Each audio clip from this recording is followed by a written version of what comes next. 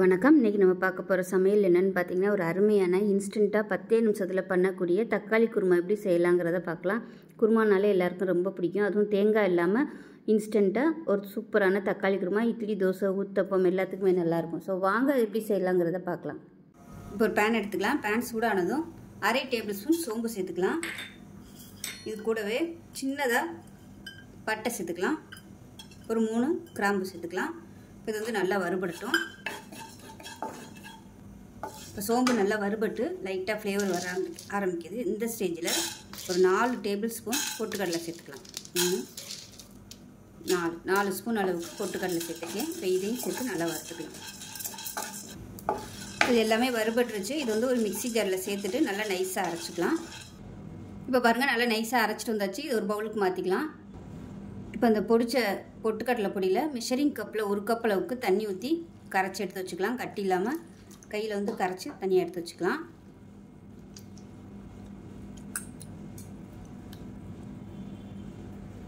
இப்போ அடுத்ததாக பார்த்திங்கன்னா, மீடியம் சைஸாக ஒரு 4 தக்காளி பழம் எடுத்துருக்கேன். இதை மிக்சியில் போட்டு நல்லா நைஸாக அரைச்சிக்கலாம். இப்போ ஒரு பேன் எடுத்துக்கலாம். இதில் ஒரு 4-5 டேபிள் ஸ்பூன் அளவுக்கு எண்ணெய் விட்டுக்கலாம். எண்ணெய் சூடானதும் 1 டீஸ்பூன் சோம்பு, கொஞ்சமாக கல்பாசி சேர்த்துக்கலாம். அது கூடவே பிரியாணியில் சேர்த்துக்கலாம். நான் இன்றைக்கி மசாலா ஐட்டம் சேர்த்துருக்கேன். நீங்கள் கடுகு போட்டு தாளிக்கிறதுனாலும் தாளிச்சுக்கலாம். இந்த மாதிரி மசாலா ஐட்டம் போடும்போது குருமா டேஸ்ட்டு நல்லாயிருக்கும். இது கூடவே கருவேப்பிலையில் சேர்த்துக்கலாம்.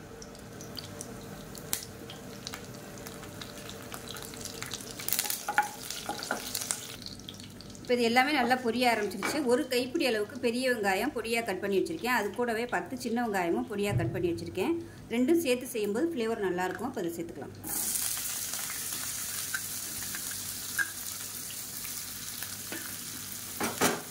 வெங்காயம் நல்லா பொன்னிறமாக வதங்கட்டும். இப்போ பாருங்கள், வெங்காயம் நல்லா வதங்கிருச்சு. இப்போ இதில் இஞ்சி பூண்டு 2 சின்ன வெங்காயம் நச்சு வச்சுருக்கேன். அதை சேர்த்துக்கலாம். இது நல்ல ஒரு ஃப்ளேவர் கொடுக்கும். இஞ்சி பூண்டு பேஸ்ட் வச்சுருந்தீங்கனாலும் நீங்கள் அதை சேர்த்துக்கலாம்.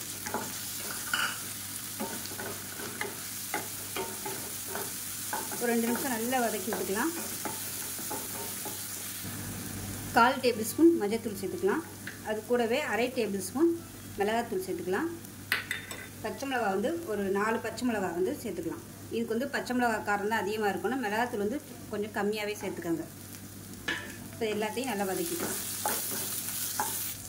இப்போ எல்லாமே நல்லா பச்சை வாசனை போக வதக்கியாச்சு. இப்போ நம்ம அரைச்சி வச்சுருக்க அந்த தக்காளி பேஸ்ட்டை சேர்த்துக்கலாம். சேர்த்துட்டு பச்சை வாசனை போகிற அளவுக்கு நல்லா கொதிக்க விட்டுக்கலாம்.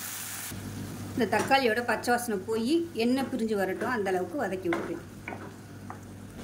இப்போ பாருங்கள், தக்காளி நல்லா வதங்கிடுச்சு பச்சை வாசனை போக. இப்போ நம்ம கரைச்சி வச்சுருக்க இந்த பொட்டுக்கடலை பொடி சேர்த்துக்கலாம். நல்லா கலக்கி விட்டுட்டு சேர்த்துக்கோங்க.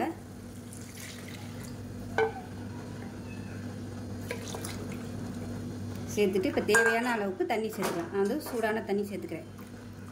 பொட்டுக்கடலை சேர்த்துக்கிறதுனால நல்லா திக்னஸ் ஆகியே வரும். அதனால் தண்ணி எவ்வளோ தேவையோ அதுக்கு தகுந்த மாதிரி தண்ணி சேர்த்துக்கோங்க.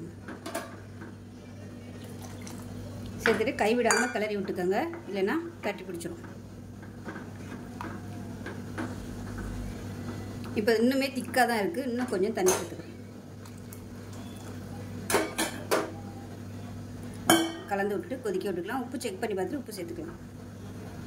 கொஞ்சமாக உப்பு சேர்த்துக்கலாம். சூப்பராக வாசனை வந்துட்டுருக்கு. அவ்வளோதான், அமர்த்திடலாம். மாதிரி நல்லா அப்படியே நுரையாக வரும். அந்த மாதிரி வந்துருச்சுன்னா பச்சை வாசனை போயிடுச்சுன்னு அர்த்தம். பொட்டுக்கடலையோட அமர்த்திடலாம். இப்போ மேலாப்பில் கொத்தமல்லியில் சேர்த்துக்கலாம். அருமையான இன்ஸ்டண்ட்டான தக்காளி குருமா ரெடி ஆயிடுச்சு. தேங்காயெல்லாம் அரைச்சி ஊற்றாமல் சூப்பராக இருக்கும். இட்லி, தோசை, ஊத்தப்பத்துக்கலாம் செஞ்சு பாருங்கள். செஞ்சு பார்த்துட்டு எப்படி இருந்துச்சுங்கிறத சொல்லுங்கள். வீடியோ பிடிச்சிச்சுன்னா லைக் பண்ணுங்கள், கமெண்ட் பண்ணுங்கள்.